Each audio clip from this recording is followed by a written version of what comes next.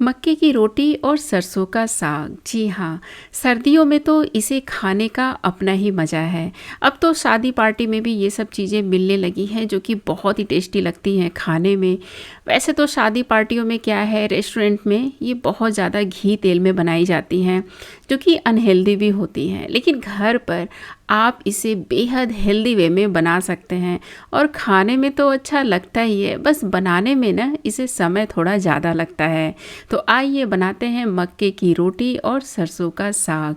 तो इस सरसों के साग को बनाने के लिए ना मैंने 500 ग्राम के करीब ये सरसों का साग लिया है। पहले इसे ना अच्छे से पानी से धो लें, 3-4 बार पानी से धोने के बाद फिर इसे हम काटेंगे। कभी भी पत्ते वाली जो सब्जियां होती है ना उसे पहले धो लें, उसके बाद इसे काटें। काटने के बाद कभी भी नहीं धोना चाहिए। देखिए इसे हमने एकदम बारीक बारीक काटना है, तो इस तरीके से मैं काट रही हूँ। आपको मैं एक चीज़ बताऊँ, ये जो सरसों का साग होता है ना, अकेले सिर्फ सरसों का साग नहीं बनाया जाता है, इसके साथ कुछ साग और भी ऐड किए जाते हैं। इसमें आप पालक ले सकते हैं, मेथी ले सकते हैं, बथुआ ले सकते हैं, जो आपके पास अवेलेबल हो ना ले सकते हैं। मतलब 3-4 साग को मिलाकर भी ये साग बनाया जाता है। इसमें ऐड करने के लिए मैं इस्तेमाल कर रही हूँ 200 से 300 ग्राम बथुआ। देखिए आप इसमें बथुआ, मेथी, पालक जो अवेलेबल हो ना उसे इस्तेमाल कर सकते हैं, या तीनों चारों साग को मिलाकर भी ये बना सकते हैं। तो बस बथुआ का भी मैंने ये पत्ते इसके अलग कर लिए थे, अच्छे से पानी से धो लिए हैं 3-4 बार। उसके बाद इसे एकदम बारीक बारीक काट कर इसमें ऐड कर देना है। देखिए इस साग को बनाने का जो प्रोसेस है ना काफ़ी लंबा होता है, लेकिन इसका जो स्वाद होता है ना बेहद लाजवाब होता है।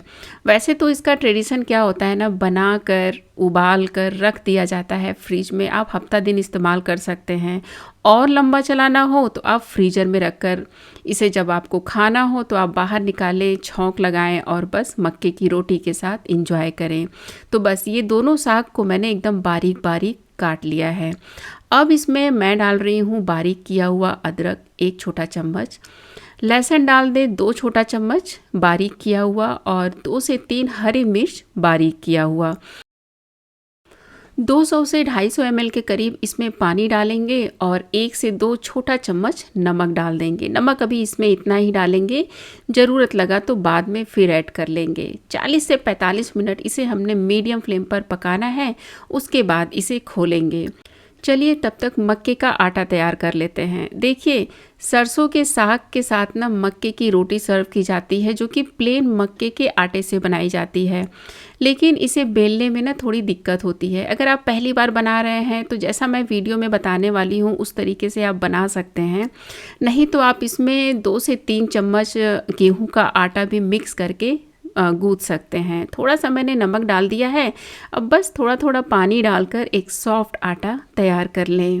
अगर थोड़ा सा इसमें आप गेहूं का आटा मिक्स कर लेंगे ना तो इसको बेलने में बहुत आसानी हो जाएगी।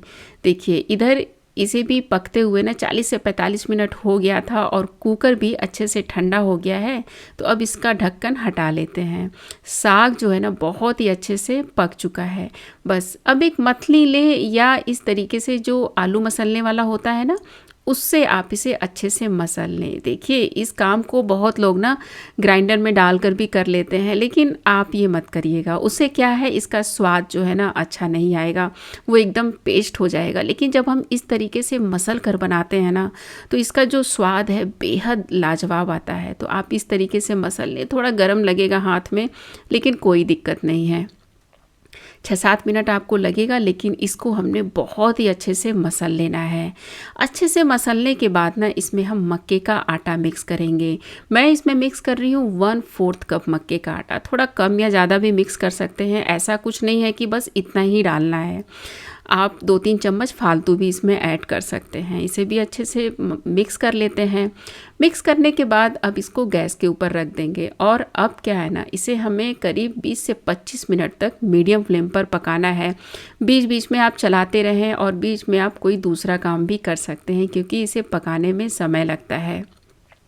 तो चलिए जब तक ये पक रहा है यानी भून रहा है, हम इसका तड़का तैयार कर लेते हैं। तो इसके लिए एक पैन रखें और उसमें दो चम्मच के करीब देसी घी डाल दें, और जब हल्का गर्म हो जाए तब इसमें हींग डाल दें, इसी के साथ जीरा डाल दें।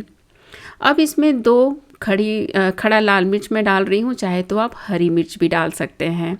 और 1 मीडियम साइज़ का प्याज बारीक करके डाल दें, और लहसुन जो हमने पहले बचा लिया था ना, 2 से 3 चम्मच के करीब लहसुन होगा बारीक किया हुआ।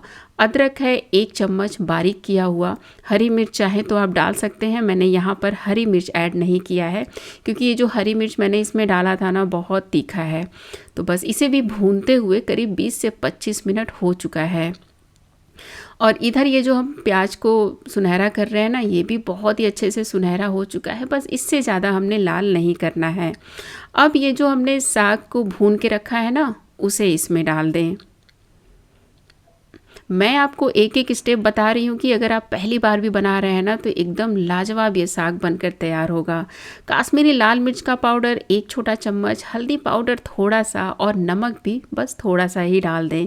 1 से 2 चम्मच इसमें घी ऐड करें, और बस अब इसे हम थोड़ा सा और भून लेंगे। बहुत ज़्यादा नहीं भूनने की ज़रूरत है अब, बस हल्का सा इसे 5-10 मिनट आप चला लें ताकि सारी चीज़ें ना अच्छे से एक साथ मिक्स हो जाएँ।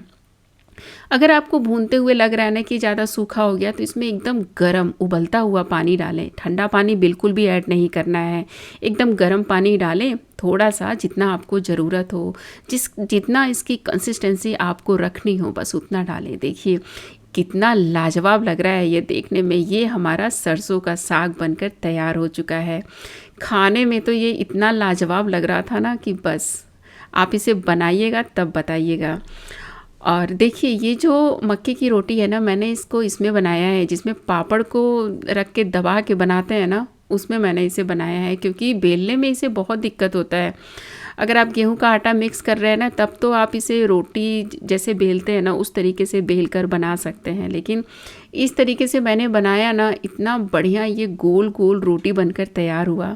अगर आपके पास ऐसा है तो इस तरीके से बना लें, नहीं तो बटर पेपर पर थोड़ा सा बटर पेपर ले लें या कोई प्लास्टिक शीट ले लें, उसके ऊपर थोड़ा सा सूखा आटा लगाएं, बीच में एक लोई रखें, ऊपर से दूसरा बटर पेपर या प्लास्टिक शीट रखें, और बस दबा दें, या उंगलियों से दबाते हुए आप बना लें या बेलन से दबा लें। बस इसी तरीके से मैंने ये सारा जो है ना मक्के का रोटी बनाकर तैयार किया है। अब इसे सेक लेंगे, दोनों तरफ से अच्छे से सेक लेंगे, जिस तरीके से हम पराठा सेकते हैं। चाहे तो आप सूखा रोटी बना सकते हैं, या इस तरीके से देसी घी लगाकर पराठे तैयार कर सकते हैं। तो मैंने इस तरीके से पराठे तैयार किए हैं, जो कि खाने में ना बेहद लाजवाब लग रहे थे साग के साथ। तो आप भी इसी तरीके से बनाइएगा, और उसके बाद बनाने के बाद ना फीडबैक देकर बताइएगा ज़रूर कि आपको ये रेसिपी कैसी लगी। देख रहे हैं आप कितना अच्छा लग रहा है ये देखने में, और खाने में तो बस मज़ा ही आ जाएगा। तो बस इसी तरीके से सारा जो मक्के की रोटी मैंने बेल कर तैयार की ना, वो मैंने बना लिया था। बस अब करना क्या है, बस गर्मा गर्म आप सर्व करें, इसके ऊपर थोड़ा सा बटर डालें, थोड़ा सा ये कद्दूकस किया हुआ अदरक डालें, लाल मिर्च रखें और इंजॉय करें। इसके साथ गुड़ भी सर्व किया जाता है, जो कि मैंने रखा है। उम्मीद करती हूँ ये रेसिपी आपको ज़रूर पसंद आई होगी। अच्छी लगी हो तो लाइक, शेयर और चैनल को सब्सक्राइब ज़रूर करें। मिलते हैं नेक्स्ट वीडियो में। Thank you.